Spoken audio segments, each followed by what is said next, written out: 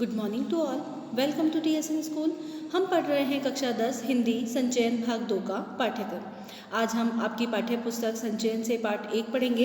पाठ 1 में हमने पिछले 5 भागों में पढ़ा कि किस प्रकार से हरियर काका महंत जी और उनके परिवार वालों से परेशान हैं। उनकी जायदाद को लेकर जो ठाकुर बाड़ी के महंत और पुजारी हैं, वहाँ के साधु संत हैं, उन्होंने हरियर काका को बड़े ही कष्ट दिए हैं और उनके जो भाई हैं वह भी उनके साथ अच्छा व्यवहार नहीं कर रहे हैं। और जो ठाकुर बाड़ी के जो साधु संत और महंत हैं, उन्होंने उनका अपहरण कर उन्हें ठाकुर बाड़ी में कैद कर लिया है और उनके भाई जो हैं वो पुलिस को लेकर वहाँ पर पहुँच चुके हैं। अब आगे बढ़ते हैं हम कि किस प्रकार से हरियर काका को उनके भाइयों ने ठाकुर बाड़ी के साधु संतों से बचाया है। ठीक है। हरियर काका के भाइयों ने सोचा कि जब वे पुलिस के साथ ठाकुर बाड़ी पहुंचेंगे तो ठाकुर बाड़ी के भीतर से हमले होंगे और साधु संत रंगे हाथों पकड़ लिए जाएंगे। लेकिन ऐसा कुछ भी नहीं हुआ। ठाकुर बाड़ी के अंदर से एक रोड़ा भी बाहर नहीं आया। जिससे पहले पुलिस नहीं थी, उस समय ठाकुर बाड़ी के अंदर से फायरिंग हो रही थी और लोग पत्थर फेंक रहे थे। लेकिन पुलिस आने के बाद ऐसा कुछ भी नहीं हुआ। शायद पुलिस को आते हुए उन्होंने देख लिया था।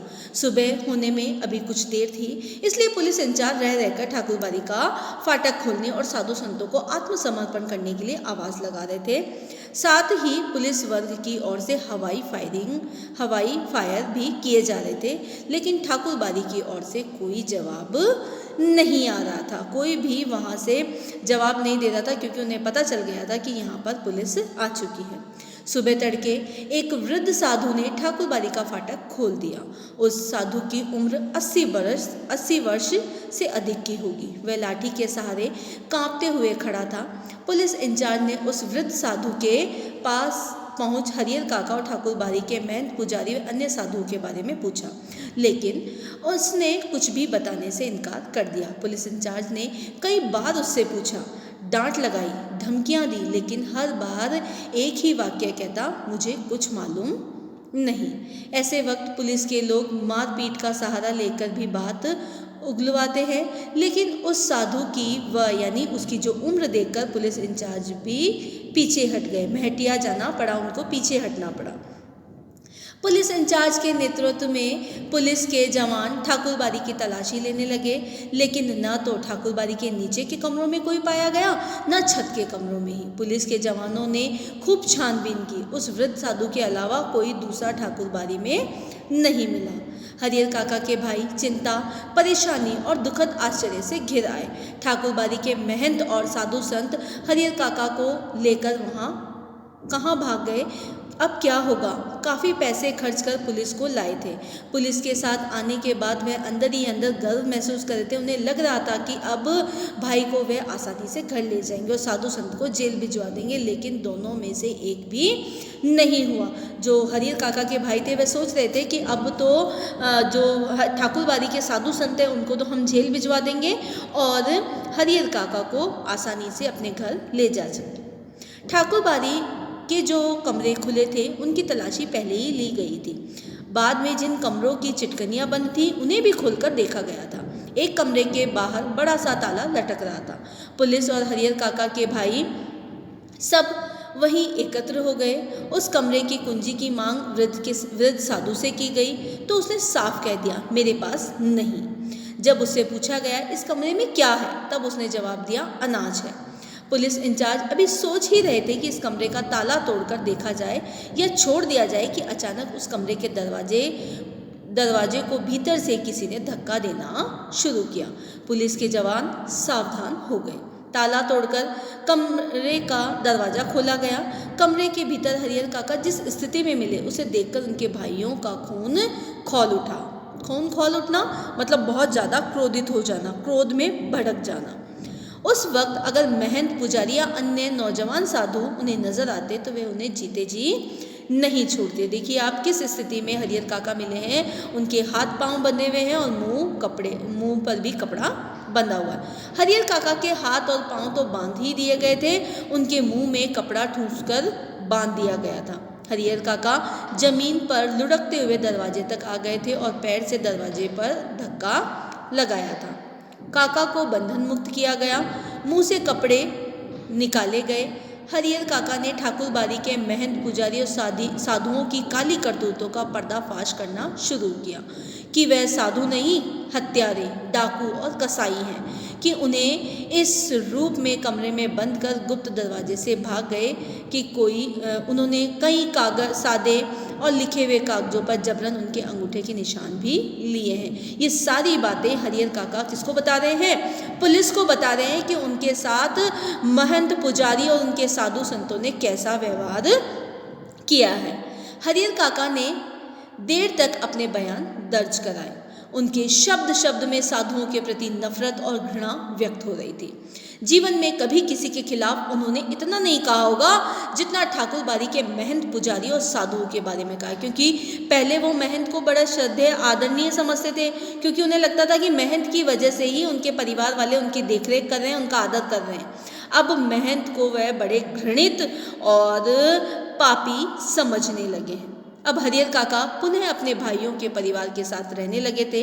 इस बार उन्हें दालान पर नहीं, घर के अंदर रखा गया था, किसी बहुमूल्य वस्तु की तरह संजोकर छिपाकर। उनकी सुरक्षा के लिए रिश्ते नाते में जितने सूरमा थे, सूरमा का मतलब जितने पहलवान लोग थे, बलशाली जो लोग थे, सबको बुला लिया गया था। हथियार जुटा लिए गए थे। 24 घंटे पहरे दिए जाने लगे थे। अगर किसी आवश्यक कार्यवश काका घर से गांव में निकलते तो 4-5 की संख्या में हथियारों से लैस लोग उनके आगे पीछे चलते रहते। रात में चारों तरफ से घेर कर सोते। भाइयों ने ड्यूटी बांध ली थी। आधे लोग सोते तो आधे लोग जागकर पहरा देते थे। इधर ठाकुर बाड़ी का दृश्य भी बदल गया था। एक से एक खूंखार लोग ठाकुर बाड़ी में आ गए थे। खूंखार मतलब बड़े भयंकर लोग, उन्हें देखकर ही डर लगता है। गांव के बच्चों ने तो ठाकुर बाड़ी की ओर जाना ही बंद कर दिया था।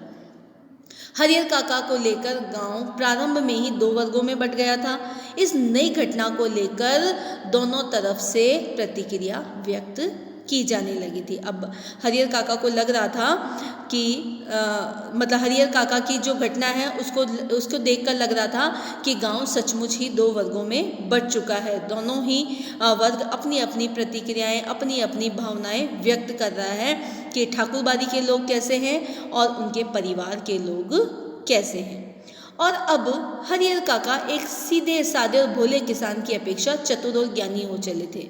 वे महसूस करने लगे थे कि उनके भाई अचानक उनको जो आदर, सम्मान और सुरक्षा प्रदान करने लगे हैं, उसकी वजह उन लोगों के साथ उनका सगे भाई का संबंध नहीं बल्कि उनकी जायदाद है। अन्यथा वे उनको पूछते तक नहीं। इसी गांव में जायदादहीन भाई को कौन पूछता है? हरिहर काका को अब सब नजर आने लगा था। उन्हें पता था कि कोई भी ऐसा नहीं है जो रुपये पैसों के लिए नहीं मरता हो। उनके जो भाई हैं वह भी हरिहर की जमीन जायदाद के लिए हरिहर को पूछ रहे थे। महंत की चिकनी चुपड़ी बातों के भीतर की सच्चाई भी अब वह जान गए थे। ठाकुर जी के नाम पर वह अपना और अपने जैसे साधुओं का पेट पालता है। उसे धर्म और परमार्थ से कोई मतलब नहीं। निजी स्वार्थ के लिए साधु होने और पूजा पाठ करने का ढोंग रचाया है। साधु के बाने में महंत, पुजारी और उसके अन्य सहयोगी लोभी, लालची और कुकर्मी है। छल बल कल किसी भी तरह धन अर्जित कर बिना परिश्रम किए आराम से रहना चाहते हैं। उनको लग रहा है कि हम कोई परिश्रम ना करें और कैसे भी, चाहे बल से आए चाहे छल से आए, चाहे लोग ऐसे ही अपनी मान्यताओं के आधार पर रुपया पैसा चढ़ाते रहें, लेकिन हमें बिना परिश्रम किए आराम से सब कुछ मिलता रहे। अपने घृणित इरादों को छिपाने के लिए ठाकुर बाड़ी को इन्होंने माध्यम बनाया है, एक ऐसा माध्यम जिस पर अविश्वास न किया जा सके। इसलिए हरिहर काका ने मन ही मन तय कर लिया कि अब महंत को वे अपने पास फटकने तक नहीं देंगे। साथ ही अपनी ज़िंदगी में अपनी जायदाद भाइयों को भी नहीं लिखेंगे, अन्यथा फिर वह दूध की मक्खी हो जाएंगे। लोग निकाल कर फेंक देंगे, कोई उन्हें पूछेगा तक नहीं। बुढ़ापे का दुख बिताए नहीं बीतेगा। अब हरिहर को समझ में आ गया कि लोग उनसे अब अच्छे से बात भी नहीं करेंगे। अगर उन्होंने ये जो ज़मीन है अगर अपने भाई के नाम लिख दी तो उनका बुढ़ापा भी बेकार हो जाएगा। इसलिए उन्होंने ठान लिया कि अब वह अपनी ज़मीन किसी को भी नहीं लिखेंगे, ना तो महंत को और ना ही उनके भाइयों को।